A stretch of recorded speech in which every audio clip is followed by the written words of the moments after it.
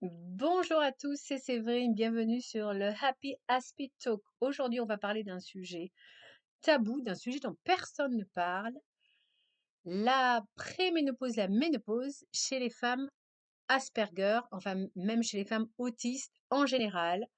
C'est un sujet finalement qui me concerne car je vais vous expliquer. En fait, je suis malade comme ceux qui me suivent savent depuis presque 7 ans. Et je viens de comprendre que mes problèmes de santé sont vraiment liés au fait que je suis rentrée en préménopause et que je suis autiste. Voilà. C'est-à-dire que depuis presque 7 ans, j'ai différents phénomènes. Donc ça a commencé par des insomnies.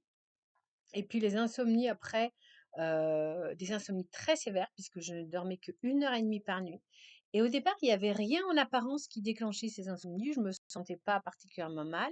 Et puis le fait après de pas dormir, je commençais à avoir des tachycardies, des palpitations cardiaques. Je faisais de nombreux malaises. J'allais aux urgences. Personne ne savait ce que j'avais. Aux urgences, on me regardait un petit peu de haut. On me disait qu'en fait, j'étais stressée. Et je peux vous dire que quand vous dormez pas, c'est sûr qu'au bout d'un moment, vous risquez d'être stressé. Enfin, j'étais arrivée, je vivais un enfer. J'étais tellement devenue faible que je tenais 1 minute, non, je tenais à peu près 5 minutes par jour debout. Le reste du temps, voilà. Et malgré tout, bah, je devais continuer à m'occuper de mes enfants. Donc, je faisais la vaisselle, je ne sais pas comment je faisais les repas, je faisais les courses, j'ai fait beaucoup d'attaques cardiaques. Enfin, j'ai subi tout ça parce que je pense que, voilà, nous, les personnes autistes, on est capable de subir des choses terribles, mais on ne sait pas les exprimer. Je suis allée voir plein de cardiologues parce que moi, je pensais que j'avais un problème au cœur. On m'a fait des tas d'examens, j'avais de l'hypertension. Finalement, j'ai pas eu de réponse à ce que j'avais. Et entre-temps, quand même, au bout d'un moment, j'avais commencé par dire la vérité aux enfants et mon fils aîné a commencé à m'aider pour les tâches ménagères. Et là, j'ai commencé à prendre du magnésium. Et la personne qui m'a dit de prendre du magnésium, c'est même pas des médecins, c'est une masseuse me faisait de la réflexologie. Et quand j'ai commencé à prendre le magnésium, peu à peu, j'ai commencé à m'apaiser un peu plus. Je n'ai plus ces vertiges que j'avais non-stop. J'ai conduit quand même, j'ai emmené mes enfants à l'école, à leurs activités, en ayant des vertiges. Parce que je pense que nous, les personnes autistes, on n'est pas capable d'exprimer ce qu'on ressent. Et puis autour de moi, j'étais seule en fait. C'est ça qui est terrible. J'ai personne dans ma famille. À ce moment-là, mon mari m'a quittée. Ma mère n'était pas présente pour m'aider. J'avais une sœur et un frère qui habitaient à 1/4 d'heure, 20 minutes. Pareil, ils n'ont jamais proposé de m'aider alors qu'ils sont célibataires sans enfants. Donc je me suis retrouvée seule. On était obligé de m'occuper de mes enfants. Moi, j'étais une véritable maman martyre. J'étais une héroïne. Et franchement, je suis fière de moi d'avoir tenu bon pour mes enfants. Et donc, comme je vous disais, au bout d'un moment, bah, j'ai pris du magnésium, donc j'ai commencé à pouvoir dormir un petit peu plus, mais voilà, j'avais toujours ces symptômes de tachycardie, ces symptômes de palpitations. J'ai fait des réactions très bizarres à la vitamine D parce qu'au bout d'un moment, j'ai quand même demandé à mon médecin généraliste de me dire, de me faire une prescription pour voir si je manquais pas la vitamine D. Il s'est avéré que j'avais une carence. Donc, elle me prescrit des ampoules. Là, je fais une réaction hallucinante. J'ai eu pendant une semaine le cœur qui a battu non-stop à 120 battements par minute. Ah, je fais une réaction, en fait, à la vitamine D, en fait, un surdosage. J'ai vécu, là pour le coup, je suis pas allée aux urgences. C'est-à-dire, j'ai vécu ça toute seule chez moi parce que j'en avais marre qu'aux urgences, finalement, on me renvoie. En fait, ils me gardaient quelques heures, ils me renvoyaient, ils n'avaient rien à me proposer, si ce n'est qu'à me donner. Une fois, on m'a mis du Valium, ce qui n'a strictement rien changé. Parce que, sans me dire que c'était du Valium en plus, parce que j'étais énormément infantilisée. Je pense qu'aussi, c'est ça le problème, c'est que les patients sont beaucoup infantilisés. Et donc sur le moment, bah, ça m'a calmée parce que le Valium, c'est quelque chose de très fort, normalement, qu'on donne aux gens qui sont suicidaires. Moi, j'en étais pas là.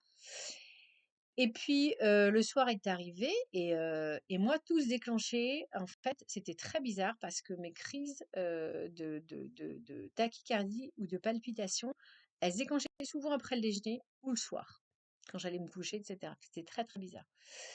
Et puis c'est reparti de plus belle, donc j'ai bien eu la preuve que c'était pas du tout lié au stress, en fait. Et bah, j'ai commencé à faire des recherches, à essayer de me prendre en main toute seule, à me dire: «C'est bon, je vais pas fai je vais laisser tomber les médecins, ils sont totalement incompétents». Donc voilà, il s'est avéré que là, je viens d'apprendre aujourd'hui que oui, effectivement, nous les femmes autistes, nous avons plus de risques d'avoir des préménopauses et des ménopauses très difficiles. Et donc je vais vous lire ce que j'ai découvert. Il y a très très peu de littérature sur le sujet. Donc là, j'ai trouvé dans un blog de Jean Vinceau, qui est un blog de Mediapart. Jean Vinceau qui fait partie de Asperanza, donc une association apparemment, visiblement pour les autistes, Asperger. Donc voilà ce qu'il nous dit. La ménopause pose des défis importants aux personnes autistes selon une petite enquête publiée en 2020. C'est-à-dire il n'y a pas d'études sur nous, en fait, on s'en fiche complètement. Donc le changement d'hormones, c'est bien ça le problème, c'est la fluctuation hormonale. En fait, va provoquer, en fait, chez les personnes autistes, donc les mêmes syndromes que chez les femmes non autistes, mais de manière beaucoup plus puissante. Et ça va en plus évidemment accentuer les problématiques autistiques. Donc là, il parle d'une petite étude qui a été faite en 2020 où il est écrit que les participantes avaient décrit comment la ménopause exacerbait les difficultés cognitives, sociales, émotionnelles et sensorielles existantes, à tel point que dans certains cas, elle avait conduit à un diagnostic d'autisme. Et moi, j'ai compris que j'étais autiste justement à partir du moment où j'ai eu ces problèmes de santé. Donc c'est vraiment un révélateur de l'autisme. Plusieurs femmes ont relaté des expériences négatives passées avec des professionnels de santé et ont dit avoir eu du mal à trouver et obtenir de soutien pendant la ménopause. Moi, je confirme. J'ai posé les questions de mes problèmes de sommeil, que j'arrivais pas à dormir, que j'avais des tachycardies à ma gynéco. Elle m'a dit qu'il n'y avait rien à faire. Je lui ai dit, il faut pas faire un dosage hormonal. Elle me dit non, ça sert à rien parce que, en fait, le dosage hormonal, il change chaque jour. C'est très bizarre parce que ma mère, il me semble, a vu un substitut hormonal. Elle n'est pas du tout autiste. Ma mère, ça lui fait du bien. Bon, alors aussi, il faut faire attention avec les substituts hormonaux qu'on propose aux femmes en ménopause, préménopause, c'est qu'effectivement, il faut les doser de manière assez faible parce que ça peut créer vraiment des cancers. Enfin, moi, elle ne m'a strictement rien proposé, ma gynécologue. Elle avait l'air de s'en moquer complètement. Voilà. Donc, autre. Voilà. Ensuite, j'ai trouvé d'autres informations très intéressantes sur un site qui s'appelle Autism Spectrum News, donc c'est un site anglo-saxon, anglais, si je ne m'abuse. Donc c'est en anglais, non, je vais essayer de vous traduire en direct. Voilà, donc les femmes qui ont de l'autisme, voilà, voient avec l'âge les fluctuations hormonales impacter de manière physiologique, psychologique, leur comportement, les aspects cognitifs de leur bien-être. Donc, on apprend que, et donc ça c'est intéressant parce que je ne le savais pas, que la transition vers la ménopause peut être divisée en 3 phases. La préménopause, la périménopause et la post-ménopause. Donc moi, visiblement, je suis dans la périménopause. Alors, on va voir ce que c'est que la préménopause. Donc, les fluctuations hormonales deviennent plus prononcées, même si les cycles restent réguliers. Donc, c'est ça qui est compliqué, c'est qu'en apparence, voilà, on n'est pas en préménopause parce qu'on on voit rien qui change. On a toujours ces cycles. Mais on a des fluctuations hormonales beaucoup plus fortes. Ce qui entraîne un déclin en sérotonine et en endorphine. Et du coup, ça va créer des migraines. Et c'est vrai que moi, j'ai jamais eu de migraine de toute ma vie jusqu'à ce que je rentre en préménopause. Donc voilà. Des changements d'humeur assez forts. Ensuite, on a une sensibilité à l'insuline qui va donner des envies répressibles de manger et des changements au niveau de l'appétit. Et donc ça va être valable pour toutes les femmes, mais chez une femme autiste, les symptômes vont être beaucoup plus sévères. On va avoir de la rétention d'eau, on va avoir des seins qui vont être douloureux et des palpitations cardiaques qui peuvent apparaître. Donc moi, effectivement, je comprends mieux tout ça. Et ça, c'est super flippant, les palpitations, parce que vous avez un cœur en bonne santé et subitement, vous mettez à avoir des palpitations, vous avez l'impression que vous êtes en train de faire une crise cardiaque. Et là, évidemment, on ne sait pas comment l'expliquer. Moi, je l'ai mal expliqué sans doute, ou j'ai pas pu me faire comprendre. Et surtout, les médecins ignorent totalement de ça. Les gynécologues sont totalement ignorants sur le sujet. Des femmes autistes en préménopause et les cardiologues ignorent aussi en fait les problématiques autour de la préménopause. Parce que je n'ai jamais entendu, j'ai consulté plusieurs cardiologues me dire que la préménopause pouvait entraîner des palpitations. Aucun. Alors, donc ça, c'était la préménopause. Ensuite, on passe à la périménopause, dans laquelle apparemment je suis. Peut-être vous allez vous reconnaître dans telle ou telle phase. Les hormones d'estrogène et de progestérone déclinent, ce qui entraîne un changement conséquent dans la longueur du cycle et dans le flux mensuel. Ça entraîne un déclin plus prononcé encore en sérotonine, endorphine, dopamine et œstrogène, qui sont donc des récepteurs du cerveau, qui sont très importants et qui vont évidemment avoir pour conséquence des changements d'humeur, des maux de tête, de l'insomnie, un épuisement, et puis le fait qu'on va oublier des choses. Et c'est vrai que moi, j'ai une mémoire quasiment inexistante depuis que je suis rentrée en périménopause. Ensuite, on apprend que la sensibilité à l'insuline va continuer à aggraver ces fameuses envies irrépressibles de nourriture et ces changements d'appétit. Il va y avoir aussi, il faut faire surveiller sa thyroïde parce qu'il va y avoir un changement au niveau de l'activité thyroïdienne et du métabolisme avec une prise de poids. Donc, mesdames, si vous prenez du poids, c'est pas votre faute, faut pas culpabiliser, faut essayer un petit peu de bouger un peu plus, ça ne pourra que vous faire du bien. Avec les fameuses bouffées de chaleur, des palpitations cardiaques, changement au niveau de la peau et quelque chose, alors personnellement, je ne connaissais pas. Donc en anglais, ça s'appelle formication. Voilà. Donc, je ne sais pas comment ça s'appelle en français. En fait, c'est une sensation. On a l'impression qu'on a des insectes, en fait, qui sont en train de nous parcourir le corps. Et alors, moi, ça m'arrive souvent. Je regarde si c'est pas une petite araignée. En fait, il n'y a rien du tout. Donc, formication. Ensuite, on a la post-ménopause. Donc là, on a les mêmes symptômes qu'en périménopause, mais à un moindre degré. Ouf, ça diminue. Par contre, attention, parce qu'à ce moment-là, l'ostéoporose peut arriver, c'est-à-dire la perte en densité osseuse, et les risques de crise cardiaque vont aussi augmenter. Donc, il faut vraiment prendre soin de son cœur. Attention à la graisse abdominale qui peut augmenter aussi, et aussi le tour de hanche qui peut augmenter également. Donc en fait, de manière générale, les femmes avec autisme ne sont pas préparées à ces différentes phases de ménopause. Les connaissances sur les menstruations, en fait, sont extrêmement mal réparties avec les différents protagonismes. Voilà. Donc en fait, on est très très peu aidé. Voilà, c'est ce que je voulais dire. Donc, après avoir fait ce passage en revue, quelles sont les solutions qu'on a?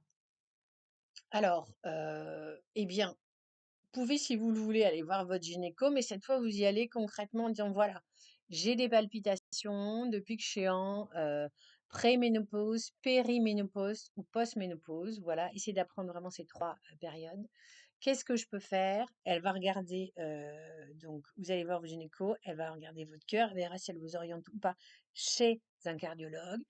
Donc, qu'est-ce qu'on peut faire, nous, femmes autistes, ayant des symptômes très forts de péri ou post-ménopause? Alors, déjà, il va falloir complètement reprendre en main sa vie. Il va falloir tout modifier. Donc, je ne vais pas tout vous expliquer aujourd'hui, mais disons que grosso modo, ça va passer par la nourriture. Il va falloir manger super, super équilibré. Il va falloir manger des fruits, il va falloir manger des légumes à tous les repas. Il va falloir manger des bons gras, c'est-à-dire de l'huile d'olive. Il va falloir éviter les charcuteries, les fritures. Alors, éviter, ça ne veut pas dire totalement supprimer, mais une fois par semaine, grand maximum.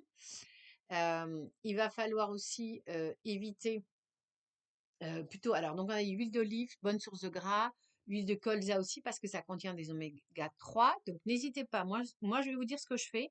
Mais après, évidemment, je ne suis pas médecin. Donc, vous devez toujours demander à votre médecin, voilà, de valider, voilà, en fonction, évidemment, de la santé de chacune. Donc, moi, je prends contre le stress intense qui nous saisit, voilà. Je prends du magnésium marin qui contient également la vitamine B6. Donc, vous vérifiez si vous n'avez pas de problème rénaux, si vous pouvez en prendre, mais normalement, si vous n'avez pas de problème rénaux, vous pouvez en prendre. Normalement, il faut en prendre que pendant 3 mois, mais enfin, moi, ça fait 6, 7 ans que j'en prends, hein, je tiens à vous dire. Voilà, j'en prends même 2 par jour. Ensuite, je prends aussi pour dormir. Alors, on évite les antidépresseurs parce qu'on sait que c'est pas terrible, que ça peut même créer des dépressions. Je prends en fait Euphytose. Alors, je tiens à préciser que ça me coûte une fortune, tous ces suppléments alimentaires, parce que c'est pas remboursé. Ça, c'est une honte, c'est lamentable. Donc, Euphytose soulage le stress, favorise le sommeil. On peut en prendre jusqu'à 6 par jour. Ça contient des plantes, donc il n'y a pas de souci. Aubépine, ballode, passiflore et valériane. Donc ça, voilà. Moi, je prends ça. Donc, du coup, je m'endors facilement. Et puis, évidemment, après, le problème, c'est que je suis réveillée au bout de 4, 5 heures. Mais bon, après, on en parlera dans un autre podcast. Il y a des techniques pour se rendormir. J'ai testé depuis peu, donc depuis trop peu pour avoir des conclusions, les granulés ménopause de fleur de bac. Donc ça, je vous en reparlerai. Ça aussi, c'est une amie qui m'avait recommandé, qui, elle, ça l'avait bien aidé au niveau des palpitations. Voilà. Je prends aussi de la camomille. Donc j'ai découvert ça par hasard parce qu'il se trouve que la camomille, elle a des effets sur la digestion. Parce que j'ai, moi, des problèmes en fait de digestion. Donc j'ai des problèmes de digestion qui ont été aggravés parce que voilà, donc j'avais oublié de parler des problèmes au niveau gastrique qui arrivent à toutes les femmes au moment de la préménopause, donc tout ce qui est ballonnement et compagnie. Et donc tout ça, ça a été vraiment très très accentué. J'ai même un RGO, un reflux gastro-œsophagien. Donc du coup, je prends, je sais plus ce que je disais.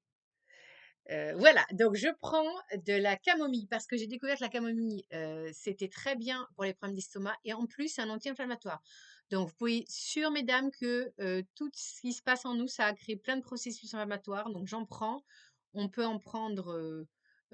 Alors moi, j'ai suivi les recommandations qu'on trouve dans les magasins bio et en général, c'est assez sérieux. Donc, je prends de la camomille matricaire bio qui est dosée à 250 milligrammes. On peut en prendre 6 par jour, moi j'en prends que 2 parce que je pense que je prends déjà pas mal de choses. J'avais oublié de dire que je prenais aussi la vitamine D, une goutte par jour. Et je prends également des oméga 3. Voilà.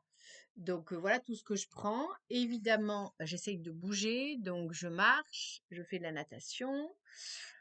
Je médite beaucoup, voilà. Donc en fait, il faut, vraiment repenser sa vie. On évite, certaines situations stressantes. Il faut revoir son emploi du temps. Il faut pas hésiter à dire non quand on n'est pas, disponible pour telle ou telle chose qui vont nous fatiguer parce qu'on a une grosse perte d'énergie. Donc le but, c'est de prendre soin de soi au maximum, sans complexe, de se reposer.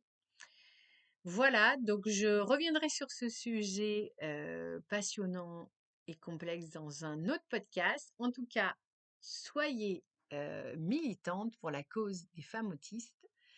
Pensez à liker, à partager pour qu'il y ait plein de sœurs autistes qui soient au courant, qui sont peut-être déjà en préménopause et qui s'en rendent même pas compte, qui sont en train de souffrir, qui comprennent pas ce qui leur arrive. Donc elles puissent connaître tout ça. Et n'hésitez pas si vous avez des questions. Et je vous propose qu'on termine par un petit moment d'exercice méditatif de pleine conscience. Je vais vous montrer comment on fait. Inspirez par le nez et on souffle avec la bouche. Posez les mains sur votre ventre et vous allez tout simplement observer votre ventre qui va monter et descendre naturellement au rythme de la respiration.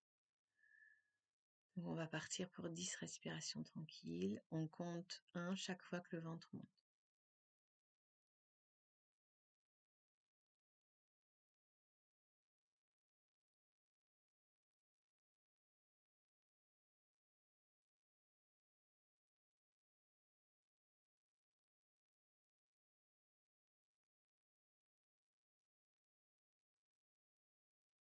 quand vous sentirez prête pour ouvrir vos yeux. Voilà, c'est terminé pour aujourd'hui. J'espère que ce podcast vous aura été utile. Pensez à liker, à partager. Et on se retrouve la semaine prochaine pour un autre podcast. À bientôt!